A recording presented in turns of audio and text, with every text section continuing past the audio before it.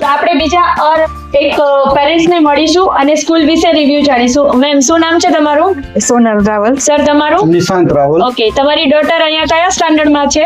10th standard. 10th સ્ટાન્ડર્ડમાં છે. પહેલા ક્યાં હતી મિસ? 9th.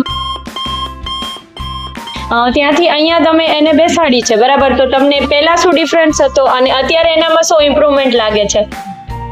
એક તો એનું મતલબ એજ્યુકેશન જે લેવલ છે એ થોડુંક જાણે કે આપણને લાગે છે કે અપ આવે, જે આપણને દેખાય કે જે 9th માં જે હતું અને 10th માં આવ્યા છે, ઓકે તો એ પ્રમાણેમાં એ થોડુંક બેટર છે ઓકે. અને રિઝલ્ટ પણ સારું છે. અને અત્યારે જે એજ્યુકેશનમાં એને જે કઈ ક્વેરીઝ હોય છે તો એ બધી સ્કૂલ દ્વારા સોર્ટ આઉટ થઈ છે? હા, અમને ટોટલી મતલબ વોટ્સઅપ ઉપર મેસેજ પણ આવે છે, કાંઈ પણ હોય એના રિલેટેડ, મતલબ અને માનો કે રજા રાખી છે તો એના પણ અમને તરત ખબર પડી જાય છે કે ભાઈ આજે ધ્રુવિકા તરત આવે છે કે ફોન કે ભાઈ આજે આપણી છોકરી નથી એવી એબસન્ટ છે એ પ્રમાણે.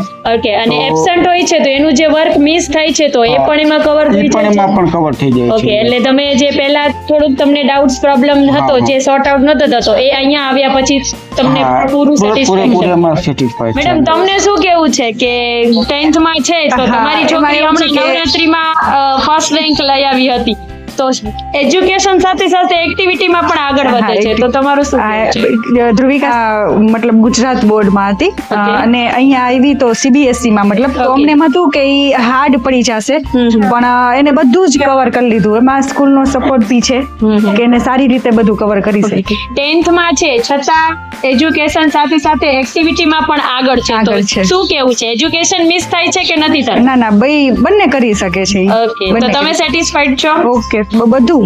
Okay, thank you so much. Welcome. KG to PG1 and only second home preschool and elite educational institute.